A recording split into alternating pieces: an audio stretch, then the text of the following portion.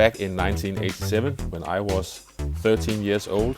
A TV series premiered on Danish national television and it featured a car chase never seen like this before. Two actual racing drivers squeezing all they could out of a box standard 1.6 liter Ford Sierra and 1.6 liter Toyota Corolla. I remember basically picking up my jaw from the floor watching this first episode of this series, and the Ford Sierra stuck in my memory ever since. So I have been looking forward to race this very much beefed up version of the Ford Sierra, the Cosworth RS 500. Quite a bit more power than the standard 1.6 liter 75 brake horsepower version from the TV series. We've got Chicken Angel in the front, we've got the rest of the TCR boys, Titsney and CLT are in the race as well. And we just take it nice and easy into turn 1. I can see we've got a car running wide and we'll get back to that very same car.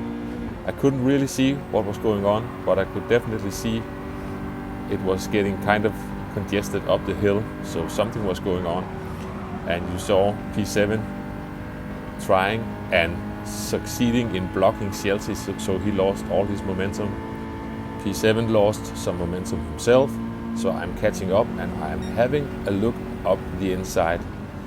As you can see, he's not having any of that. I wouldn't have been able to make that move anyway. So we just have to stay behind for now. Let's try to get a good exit through this long corner using fourth gear, a bit more stable, I find it. And as you can see, we're catching up again, and now it gets a bit dodgy. He's covering the inside, then he turns right, and then he turns back left into me, trying to block me off, and ended up pit maneuvering himself instead. We will get back to that incident at the end of the video, so hang on. We are about to finish the first lap of the race. I'm catching up to P6. I'm having a better run out of the final corner, and he's leaving the inside wide open, so I just go past him, nice and safe, no issues whatsoever. Having to brake on the inside, I haven't really practiced that, so I brake really early, actually a bit slow through that corner, but we made it. And we go through the bus stop once again, and as we look ahead, someone has had some sort of issue. Now he's getting on the inside on the grass, and then he just weaves to the outside of the track and leaves the race. I don't know really what happened to him, but our eyes are on P4 now. I try to get around him getting through turn 1. I get a better run, but I cannot make it around his car, so I accidentally bump draft him instead. So I'll just have to give it another go. We are coming into the bus stop. Have to just focus on the exit here. I get a better exit and manage to sneak past on the inside. Luckily he saw me, so no contact. And now I have to see if I can ever catch up with the TCR boys in front, but unfortunately I couldn't. They had gotten too far ahead, and I finished the first race in P4.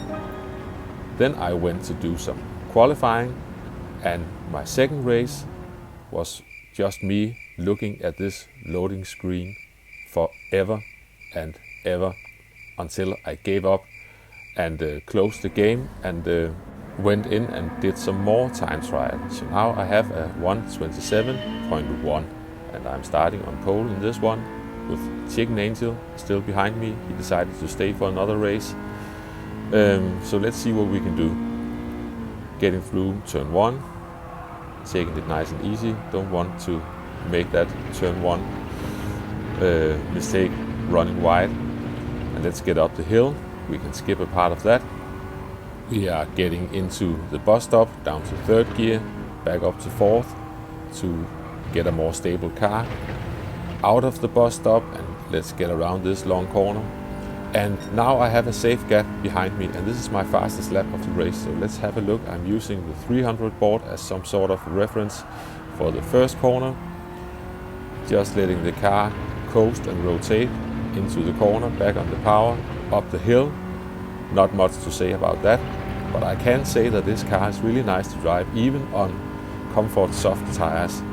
It's easy to point it where you want it, and if you feel the car starting to run a bit wide, you can in most cases just lift a bit off the throttle and feel the car tucking back in. So really enjoyable.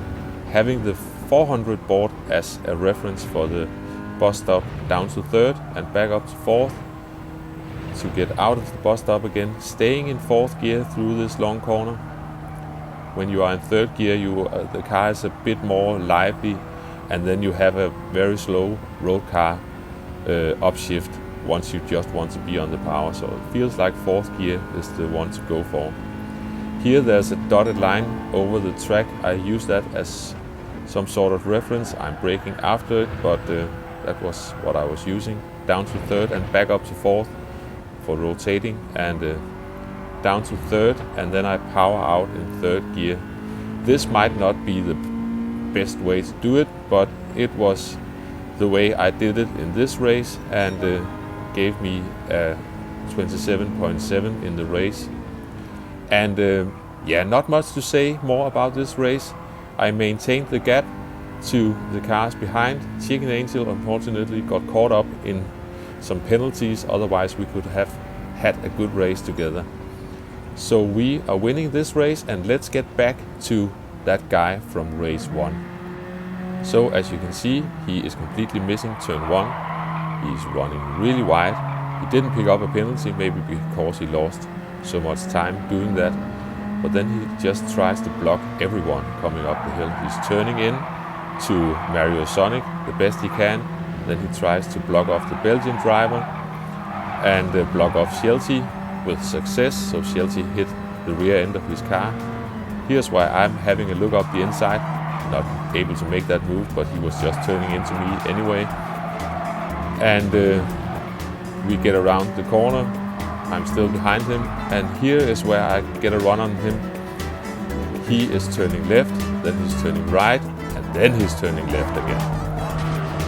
I'm on the grass, so is he. His car is spinning, and let's have a final look at that one. Yeah. Might want to choose a different strategy moving on from here. But anyway, that's all from me. Thanks for watching, and I'll see you next time. Bye bye.